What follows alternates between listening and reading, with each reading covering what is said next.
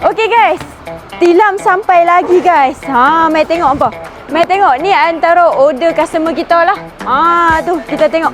Tilam saiz queen ada, tilam saiz single ada, saiz king pun ada hampa. Yang penting tilam kita memang berbalut kalau hampa grab. Sebab memang selesa. Kita ada yang material sabut, kita ada material pocket spring, material bonus spring pun ada. So yang mana nak dapatkan boleh walk in ke Husmart Furniture HQ Kuala Lumpur. Okey, sagi hampa tengok dia pokok turun susun banyak-banyak. Sagi bertimbun pula.